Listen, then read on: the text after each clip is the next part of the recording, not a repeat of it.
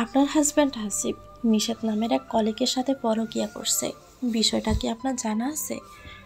অনেকদিন পর মেসেঞ্জারে ঢুকতেই সাদিয়া আহমেদ নামক একটা আইডি থেকে আসা এই মেসেজ হঠাৎ যেন এক কালবৈশাখী জ্বর মুহূর্তে আমাকে লণ্ডভণ্ড দিয়ে গেল। এমনিতে 2 সন্তান, স্বামীর সংসার আর সেই সাথে স্কুলে চাকরি সামলাতে গিয়ে আমি রীতিমতো হিমশিম খাই। সামাজিক যোগাযোগ মাধ্যমে আমি মোটেও অ্যাক্টিভ না। সত্য বলতে কি, চাইলেও এসবের সময় দেওয়ার মতো টাইম পাই না। ফেসবুক মেসেঞ্জারে আমার অ্যাকাউন্ট আছে, তবে কালে বাদ্রেই ওখানে আমার যাওয়া হয়। আজ স্কুল থেকে মাত্রই বাচ্চাদের নিয়ে বাসায় ফিরেছি। ভাবলাম একটু মেসেঞ্জারটা চেক করি, কিন্তু এরকম একটা মেসেজ যে অনেক দিন ধরে আমার জন্য অপেক্ষা করে বসে আছে তা আমার কল্পনার বাহিরে।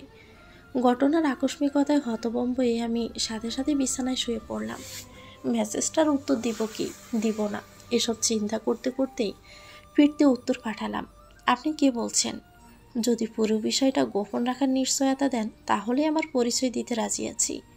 বিদ্যুৎ গতিতে অপর প্রান্ত থেকে মেসেজের উত্তর পেলাম, যেন আমার মেসেজের উত্তর দেওয়ার জন্যই উনি বসে আছে। আমার মাথা এখন রীতিমতো ভন ভন করছে। বেশ কিছুক্ষণ ধরেই আমি হাসিবের মধ্যে অনেক পরিবর্তন লক্ষ্য করছি। সংসারে ওর মনোযোগ নেই, ব্যাংকের কাজের অজুহাতে প্রায় দিনই দেরি করে বাসায় আসে। তবে সবচেয়ে বড় কথা, হাসিব আমার প্রতি ইদানিং আগ্রহ হারিয়ে ফেলেছে। এই বিষয়টা খুব ভালোভাবেই টের পাচ্ছি। অথচ আমার বিয়ের 9 বছর হতে চলল। তার আগে 3 বছরের প্রেম, প্রায় এক যুগের চেনা এই মানুষটা এখন প্রায় আমার কাছে অচেনা হিসাবে ধরা দেয়। হাসিব এখন অল্পতেই রেগে যায়, আর চিল্লাচিল্লি তোর স্বভাবের অংশ হয়ে গেছে। এমনকি মাস 2 আগে ঝগড়ার এক পর্যায়ে খুব তুচ্ছ কারণে আমার দিকে তেড়েও আসে। সেদিন ভীষণ ভয় পেয়েছিলাম, অথচ ও কিন্তু কখনোই এমন ছিল না। তাই তো ওর মধ্যে আসে এই পরিবর্তনের সাথে আজকের এই মেসেজটার যোগসূত্র পেলাম। কিন্তু তারপরেও অচেনা আইডি থেকে পাঠানো এই মেসেজটাকে ঠিক বিশ্বাস করতে পারিনি। হয়তো আমাকে ডিস্টার্ব করার জন্যই কেউ এই মেসেজ পাঠিয়েছে। আবার এমনও হতে পারে লোকটা হাসিবের কোনো শত্রু, ক্ষতি চাই বলে এই মেসেজ দেওয়া। আবার হয়তোবা আমারই পরিচিত কেউ নিছক পান করার উদ্দেশ্যে পাঠিয়েছে। কিন্তু পরক্ষণেই মনে হলো, না, মেসেজটা আসলেই সত্য। হাসিব এখন অনেক পরিবর্তন হয়ে গেছে, আর এর পিছনে দ্বিতীয় কোনো ব্যক্তির সাথে ওর সম্পৃক্ততা একটা কারণও হতে পারে। কোনো রকম বনিতা না করে আপনাদের বলছি, এই তো কিছুদিন আগেও আমার স্বামী হাসিব ছিল ভীষণ রোমান্টিক ঘরানার এক পুরুষ। আমার সাথে সময় কাটানোর জন্য সবসময় উন্মুখ হয়ে থাকতো। অফিস থেকে আসার পথে আমার জন্য এটা ওটা কিনে নিয়ে আসতো। নানান ছোট গিফট দেওয়া, নিয়ম করে ঘুরতে যাওয়া, অকারণে কারণে হাসাহাসি আর আদর করা। আমি সুখের সাগরেই বেসেছি। আর সবচাইতে বড় বিষয়, আমাদের 2 কন্যার জন্য সবসময় যান। মোট কথা, আমার 2 কন্যা, আমি, এই ছিল হাসিবের জগৎ। কিন্তু দুর্ভাগ্য হলেও সত্য, গত কয়েক মাস ধরেও আমি আর কন্যাদের একদমই এড়িয়ে চলে। তবে তার সবচাইতে ভয়ঙ্কর একটি বিষয় ইদানিং আমার মনের মধ্যে ভীষণ নাড়া দিয়ে এসেছে। লজ্জা শরমের মাথা খেয়ে কথাটা বলছি। হুট করে শারীরিক সম্পর্কে হাসিবে এখন তীব্র অনীহা। অথচ এই লোকটা কিছুদিন আগেও যেন এক ক্ষুধার্ত মাংসাশী বাঘ। রাতে বাচ্চা দুটো ঘুমিয়ে পড়লে আমার উপর ঝাঁপিয়ে পড়তো, আর আমি ওর দেওয়া আদিম সুখ নেই, পূর্ণ ভালোবাসা নিয়েই। অথচ বিশ্বাস করুন, হাসিব ইদানিং এতটাই অন্যমনস্ক যে শেষ কবে আমরা মিলিত হয়েছি আমি নিজেই মনে করতে পারছি না। আজ মেসেঞ্জারে পাওয়া এই মেসেজটা আমার গোপন সেই কষ্টটাকে আরও উস্কে দিল। হাসিব অফিস থেকে বাসায় ফিরলে ইদানিং ফোনে খুব মেতে থাকে। সারাক্ষণই ওর সাথে কথাতে মত্ত। সামাজিক যোগাযোগ মাধ্যমে খুব অ্যাক্টিভ। অফিসেও যায় বেশ পরিপাটি করে। এই হাসিবকে আমি কখনো পারফিউম ইউজ করতে দেখিনি। ইদানিং সে দামি পারফিউম ব্যবহার করে। ওর হঠাৎ এত স্মার্টভাবে চলা ইয়ং লুক আনার চেষ্টা, বাসার বাইরে সবসময় পুরপুরে ভেজাজে থাকা, আজ আমাকে দুয়ে দুয়ে 4 মেলাতে সাহায্য করলো। এর আগে আমি কখনো বাসায় লুকিয়ে ঢুকিয়ে মেসেজ দেখা বা লেখা এসবে সন্দেহ করিনি। আমি নিজে অন্যের প্রাইভেসি বিশ্বাসী। হাসিবের উপর আমার বিশ্বাস আছে বলেই ওর এই আচরণগুলো কখনোই সন্দেহ করিনি। তবে আজ এই মেসেজটা পাওয়ার পর থেকে আমার বুকটা ভেঙে গেল।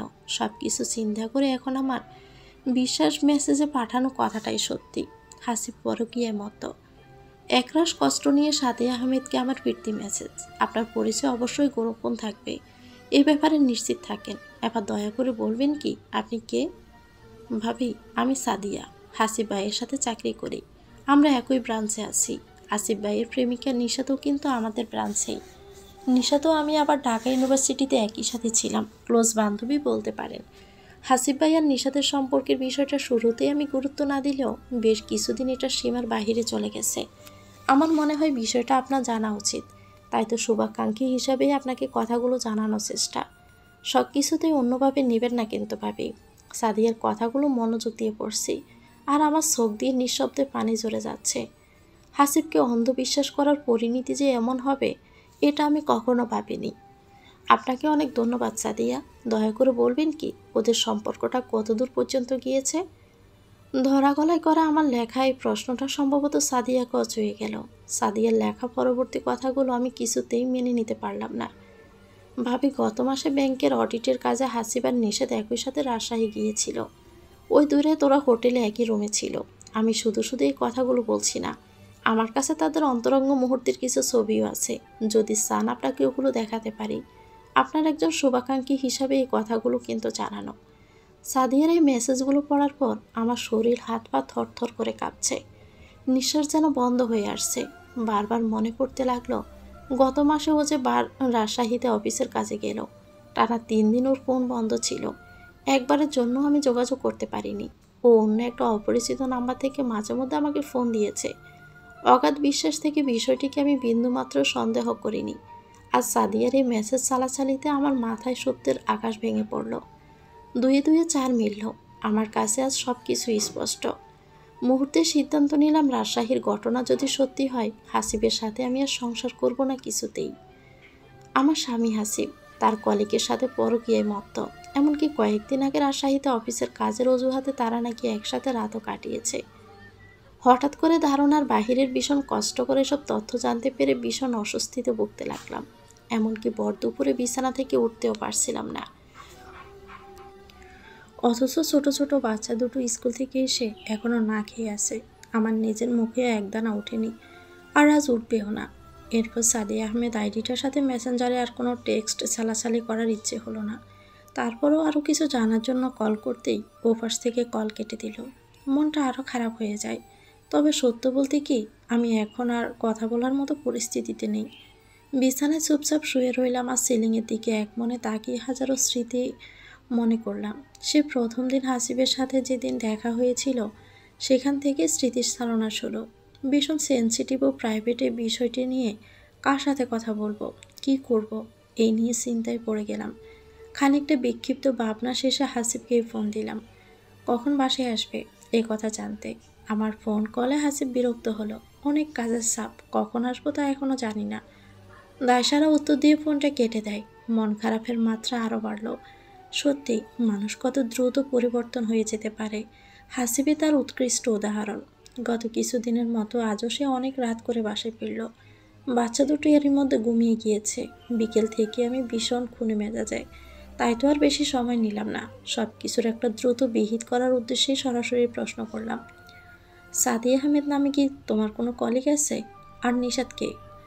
আমার প্রশ্ন করার ভঙ্গি আর মুখমণ্ডলের অভিব্যক্তি দেখে হাসিব অবাক হলো। আমি সাধারণত কখনোই এই ধরনের মেজাজ দেখাই না, অন্ততপক্ষে ও বাসায় ঢোকার পরপর। খানিকটা থতমত খেয়ে হাসিবের উত্তর, ওরা দুজনই আমার কলিগ। কেন, কি হয়েছে? হাসিবকে পর্যবেক্ষণ করার চেষ্টা করলাম।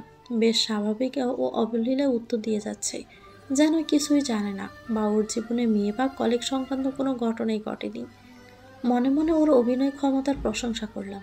গত মাসে তোমার রাজশাহী ট্যুরে নিষেধ কি তোমার সাথে ছিল? খানিকটা স্বাভাবিক গলাতেই আমার করা প্রশ্ন, খারাপ রকমের অনুভূতি নিয়ে।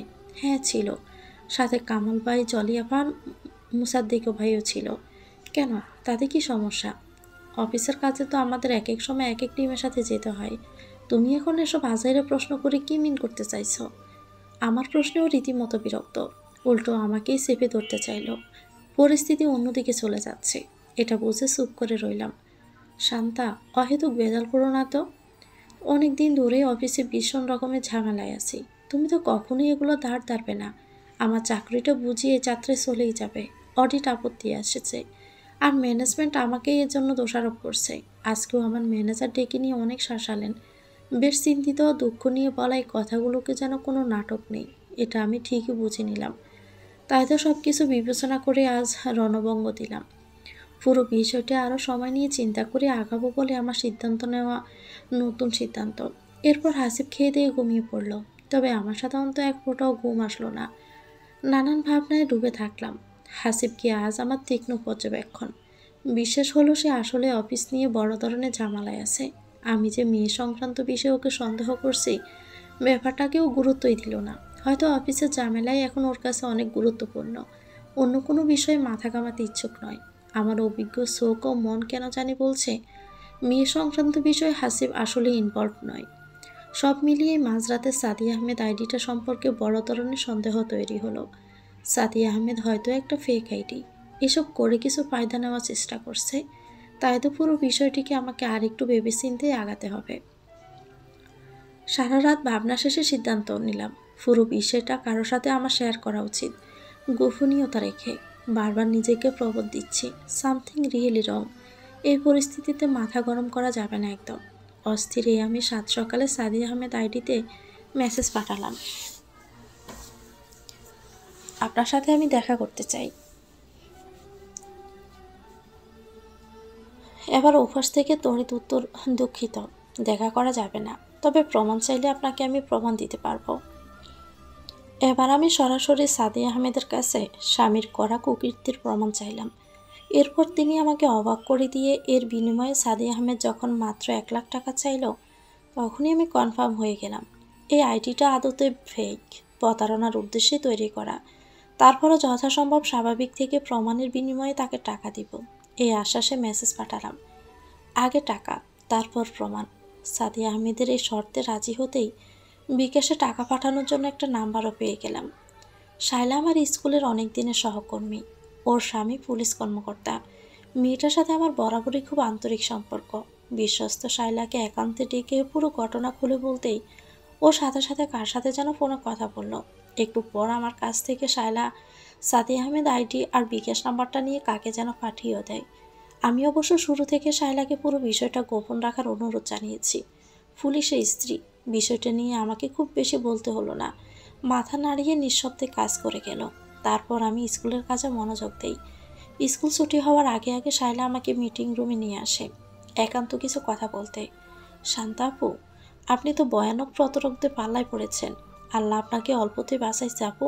এরা সংঘবদ্ধ অনলাইন প্রতারক চক্র। Sadia Ahmed fake ID. আপনার স্বামীর বন্ধু বেশে অনেকদিন ধরে তাকে পর্যবেক্ষণ করছে। কখন কোথায় যাচ্ছে, কি করছে, কে তার বন্ধু, কে কলিগ, সব তথ্যই তাদের জানা। আর সব কিছু মিলে এরা এমন নাটক সাজায় টাকা হাতাতেই।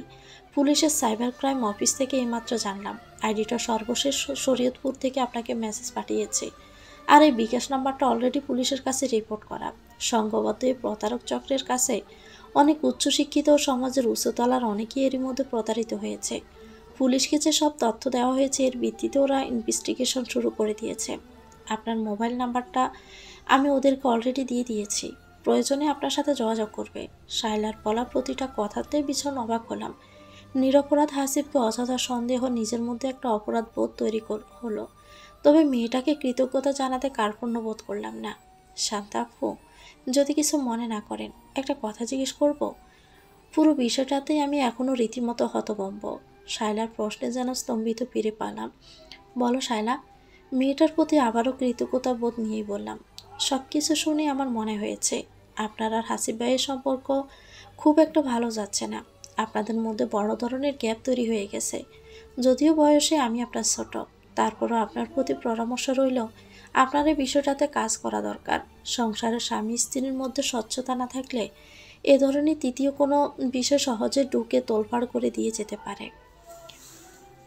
এরপর শায়লা সম্ভবত পুরো বিষয়টিকে হালকা করতে আমাকে উদ্দেশ্য করে বলে, চলেন কুফার্সে যাই, ক্ষুধা লাগছে।